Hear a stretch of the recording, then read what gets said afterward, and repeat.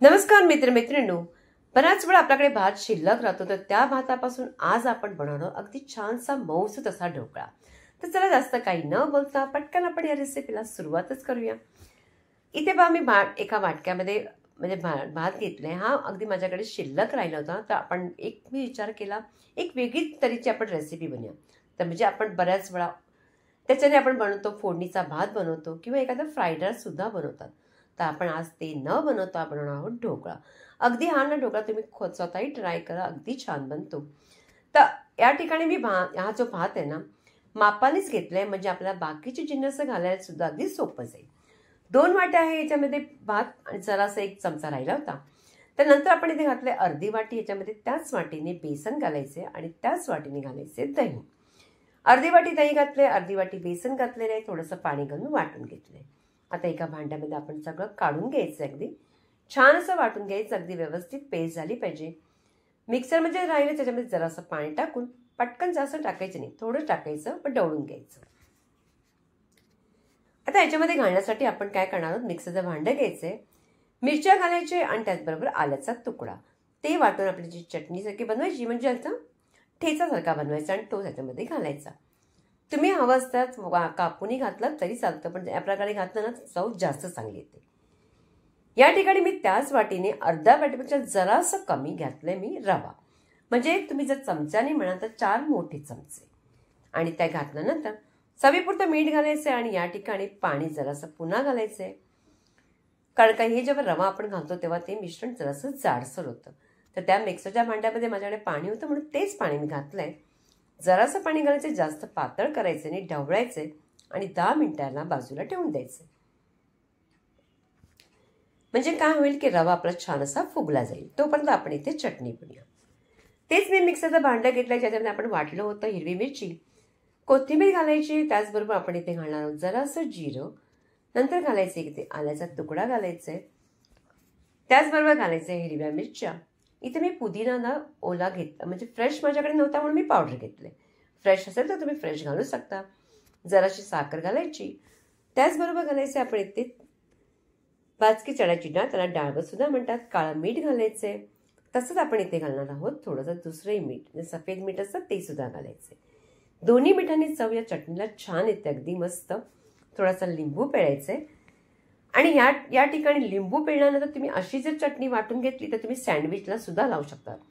पण आता आपण घालणार आहोत त्याच्यामध्ये दही. आणि ढोकळ्यासाठी तुम्ही दही घालून बनवायची चटणी अगदी मस्त लागतो. बर्फाचे तुकडे घालायचे, म्हणजे रंग अगदी सुरेख येतो. आणि नंतर पाणी घालून याला आपण वाटून घ्यायचे. अगदी मस्त अशी चमचमीत अशी चटाकेदार आपली चटणी रेडी झाली. आता आपण या मिश्रणाकडे वळायचे. तर झाकण मी ठेवलं, तर झाकण काढून बघायचे रवा छान फुगला असेल का. 10 मिनिटं मी ठेवला होता. आता काय करायचंय की आपण त्याच्यामध्ये थोडंसं घालायचं, आपण त्याच्यामध्ये बेकिंग सोडा, अगदी तुम्ही अर्ध्या चमचापेक्षा थोडासा कमी घालायचा. त्याच्यावर जरासं पाणी टाकायचं आणि नंतर हे मिश्रण अगोदर तुम्ही ढवळून घ्यायचं. आता या ठिकाणी अगोदर तुम्ही काय करा, पण हे अगोदर प्रोसिजर करण्याच्या अगोदर ना तुम्ही ताट अगोदर तेल लावून घ्या. मी जरा विसरले होते म्हणून मी पटकन लावणार, तरी पण सोडा घातल्यामुळे थोडंसं आपण राहू शकतो. एखादा ताट घ्यायचं, त्याला तेल लावून घ्यायचं आणि नंतर आता हे मिश्रण त्याच्यामध्ये ओतायचं. आता हे ओतताना त्याच्या अगोदर आपण स्टीमर रेडी करायचं. तुम्ही कढई किंवा काही तुमच्याकडे स्टीमर असेल तर तुम्ही ठेवून ते अगोदरच पाणी उकळायला ठेवायचं. मी अगोदरच ते काम अगोदरच केलेलं आहे. आणि त्याच्यामध्ये आता बघा हे तेल लावल्यानंतर आपण हे मिश्रण त्याच्यामध्ये ओतायचं. जास्त प्रमाणात ओतलं तरी काही हरकत नाही, पण अगदी मीडियम अशामध्ये अगदी अर्ध असं ताट भरायचं, म्हणजे तो थोडासा फुगलाही जाईल. आता हे मी थोडंसं जरा पातळच केलेलं आहे, कारण बाकीचं मिश्रण मी दुसऱ्या ताटामध्ये ठेवणार आहे. कढईमध्ये बघा पाणी छान अगदी उकळलं गेलंय, ते हे ताट ठेवायचे. जर तुम्ही थोडंसं जाडसर केलं ना तर ते जरा आणखीन ढोकळा मोठासा जरा उंच असा होतो. पण इथे मी थोडंसं पातळ केलं म्हणून तो जास्त फुलणार नाही, थोडा कमी प्रमाणात फुलेल. जर तुम्ही मिश्रण जास्त घातलं तर मात्र जास्त फुलेल. आता ही 12-13 मिनिटं ठेवल्यानंतर बघा आता हा छान असा ढोकळा आपला झालेला आहे.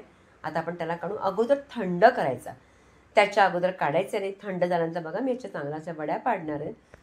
जितक्या लहान मोठ्या तुम्ही तशा प्रकारे करायचे आणि सगळं आपण काढून घ्यायचंय. आता हे सगळे आपला ढोकळा अगदी मस्त असा छान असा झालेला आहे. तुम्ही आणि इतका छान लागतो ना, असा सुद्धा खायला चांगला लागतो. चटणी नसेल ना तरी सुद्धा सांगतो. या ठिकाणी पण मी एक फोडणी देणार आहे. तव्यावरती एखादी तेल गरम करायला ठेवलं होतं, त्यात राई घालायची, त्याचबरोबर थोड्याशा हिरव्या मिरच्या, जरासे तीळ घालायचे. तीळ घातल्यानंतर आपण हा सगळा ढोकळा त्याच्यावर टाकायचा आणि नंतर थोडासा परतून घ्यायचा. हवं तर तुम्ही त्याला तळून सुद्धा घेऊ शकता किंवा शॅलो फ्राय सुद्धा करू शकता, त्याच्याने सुद्धा छान लागतो. आणि नाही केला तर तुम्ही मी ज्याप्रमाणे दाखवते त्याप्रमाणे करा. फोडणी दिल्यानंतर काय करायचं माहिती आहे का, माझ्याकडे इथे ना पूड चटणी आहे, म्हणून मी काय करणार, ती पूड चटणी त्याच्यावरती टाकणार आहे. अगदी मस्त लागते, छानच लागतो. नसेल काही हरकत नाही, सांबार मसाला असेल तर तो टाका, तोही नसेल तर गरम मसाला असेल तर तो टाका, त्याच्याने सुद्धा त्याची चव छान लागते. बऱ्याच पद्धतीने करू शकतो, तशाप्रमाणे तुम्ही खाऊ शकतात. बाजूनी म्हणजे तुम्ही त्याला शॅलो फ्राय करून खाऊ शकता, अगदी छान लागतो. आणि तो सुद्धा आपण बनवतोय अगदी उरलेला भातापासून, म्हणजे आपला भातही आपला अगदी वाया जाणार नाही. आता बघा हे सगळं झालेलं आहे, फोडणी छान परतून घेतलेलं आहे.